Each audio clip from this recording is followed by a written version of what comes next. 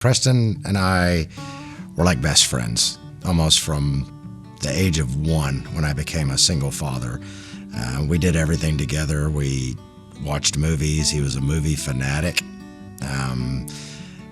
All he ever wanted to do was just go see a movie on Friday nights or whenever they came out. And we actually made it a tradition every Sunday morning to go watch a movie every Sunday morning when it came out. But we'd stay up late at night in the media room watching movies. So big movie fanatic. He was like a normal kid, though. He also, he played with his big Lord of the Rings and Harry Potter, all the figurines and the Power Rangers. That drove me nuts over the years, but he loved playing with all that stuff. And we, as a single father, I did dedicate my time when I had him on the weekends just with me. And, I just remember my parents even saying, "Can we have him?" And I said, "No, it's my time." So, it was my time to spend with him. And just normal childhood, played little sports here and there. Then high school hit, and he had to become popular. And I think because he tried to fit in too much. And that was his biggest issue, is he wanted to fit in with everybody that he could. And he wanted to be the most popular person. And I kept trying to tell him, you don't have to be the most popular person. You're your own self. He would play with friends when they come over, but he always wanted his own time just to hang out. And even with me, when he was with me, I would want to, "Hey, you want to watch a movie together? You want me to game with you or whatever like that?" He said, "No, I got my time." As everybody else does now, Preston was always on Facebook, Instagram. And back then, a few years ago, he was probably on more stuff than I even know about today, that I just do a few myself. But he was always on, and he would always show me, "What do you think about this guy, or the way this guy looks," and see his girlfriend. And, he always was very vain about himself, the way he had to look, he had to present himself. His best friend was his mirror, to be honest. I mean, he always had to look at himself, and he always wanted to see what everybody else was doing in social media. It's a portrayal of everybody has this perfect life. And so he said, "I want this, I want this." And of course, going back to the movies, he saw the movie stars and everything they had. So he wanted that type of life. He wanted the glamour and all the nice stuff and everything. And he wanted to just fit in, even though he liked being by himself. So he followed social media. So as an introvert, Preston basically, he wanted, the way I gotta say this, he loved being alone, doing things on his own. He even loved, even when he got older, just going to the movies by himself.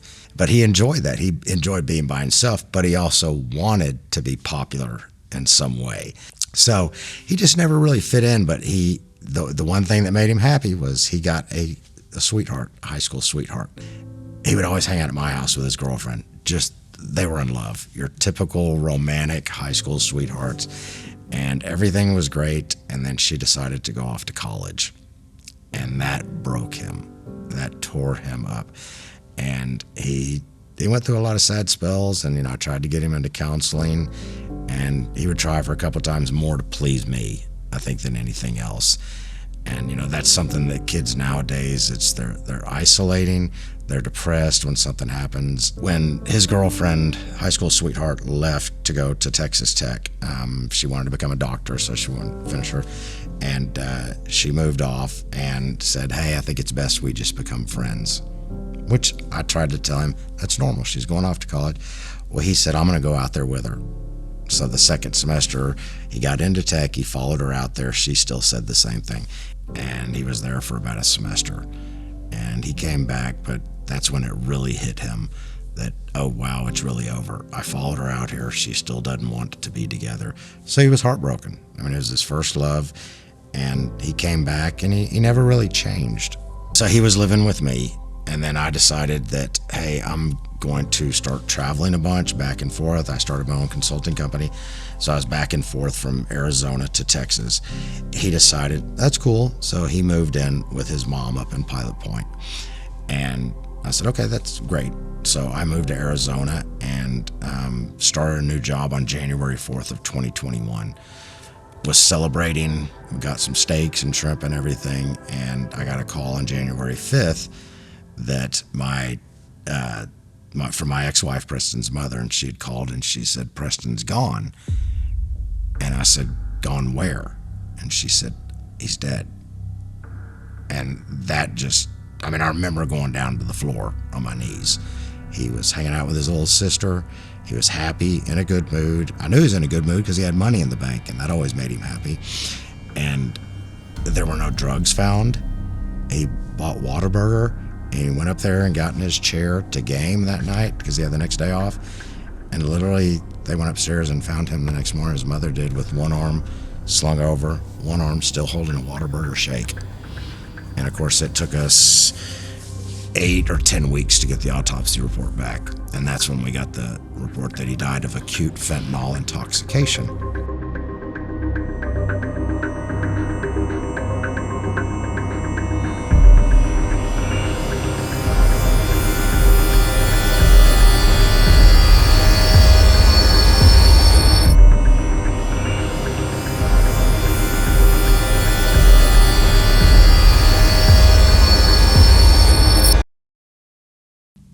He had 12 milligrams of fentanyl in him. 2 milligrams is what will kill a normal person.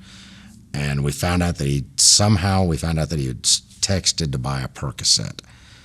And there was no Percocet in his system. It was 100% fentanyl.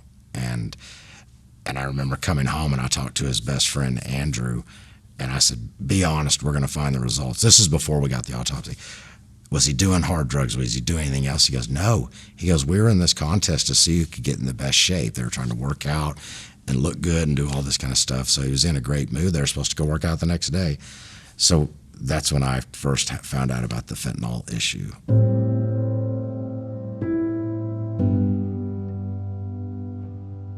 So I was never able to get into his phone.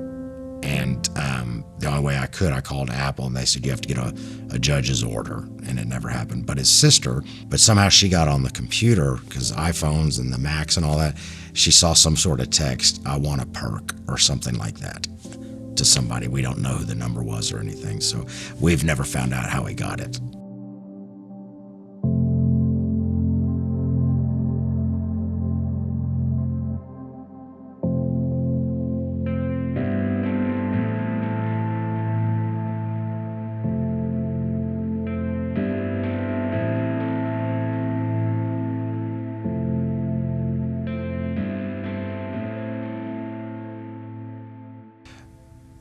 Preston was on Vyvanse, which is for ADHD, and he took it. He was diagnosed. That's fine that he took it. I had no problem with it. I was kind of wondering why I didn't take it every day. He said, well, I only took it when I needed it for school because he was going to community college, and I never thought anything about it.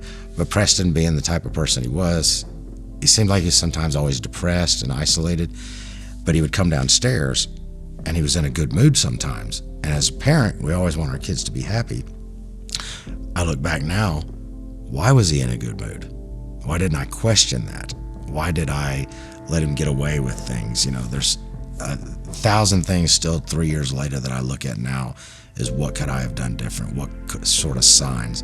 The biggest sign I would say is, even though he was 25 when he died, and he was still my son living under my roof a little bit before he died, is I was his best friend and I wasn't a parent.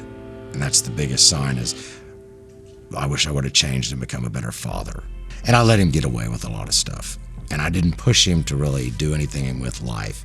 He's like, oh, I'll do this. He tried a lot of different things, but he never found out his purpose and what he wanted to do with life. And I just let it go. I was just trying to be a friend and be there for him. But I wasn't a very disciplinary father. I'll put it that way. After Preston died the first year, I was that father that said, or I was a father, but I said, I'm going to fix the problem. It's coming across the border. I'm going to go. And I contacted every politician. I contacted every police agency, every senator, whoever you could think of. I was going to fix the problem. And I was angry for that first year. After that, that's when I decided the only thing I can do is, as a father, is share Preston's story and the mistake that he made by experimenting with a drug. Now it just turned into where I'm going to schools. I talk to schools, high schools, wherever I can talk. And the biggest thing I tell kids now is, it used to be in my day when you tried drugs, like my parents would say, don't do the hard drugs because you're going to get addicted. I tell them now, there is no more experimenting with drugs. It's death. You know, and I've talked to college students, high schools, and the biggest issue that kids think is they're invincible. It's not going to happen to me.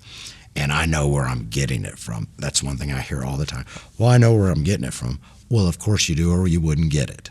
But that doesn't mean that that person doesn't know where they got it from. We all know that it starts at the cartel, but by the time it passes around to 15 or 20 different people, nobody knows really where it came from. But I know the DEA last year alone, 7 out of 10 pills that they confiscate are counterfeit now. So you don't know what you're getting. And like I said, Preston had 12 milligrams. 2 milligrams will fit on the end of a pencil. That's normally what will kill a single person.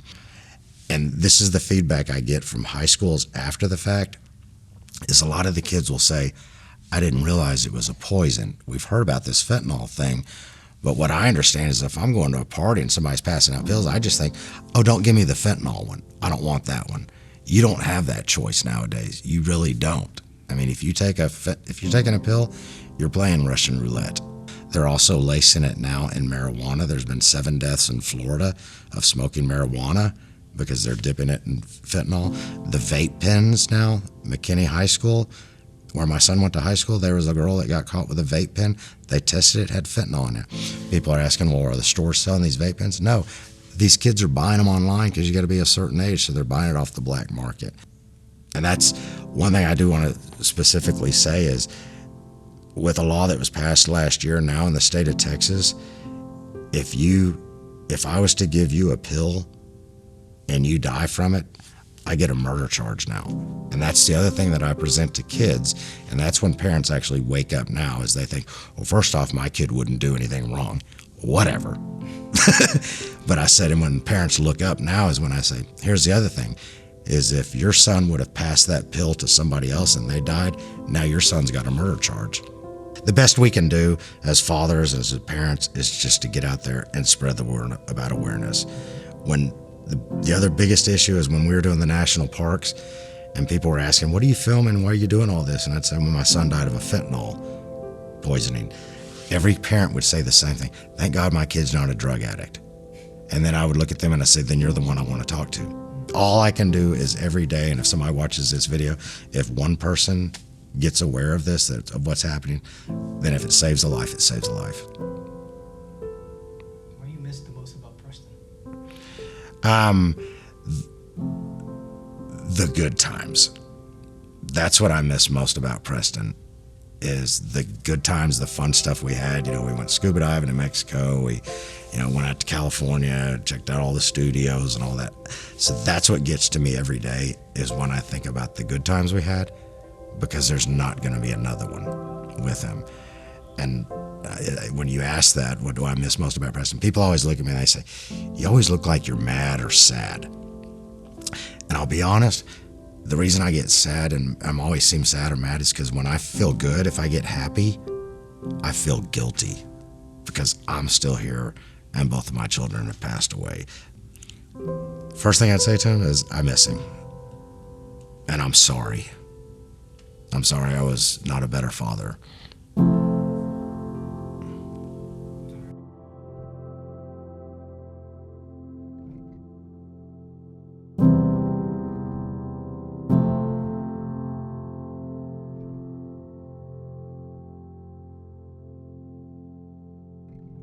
Memories of these places concealed until the walls come down. Release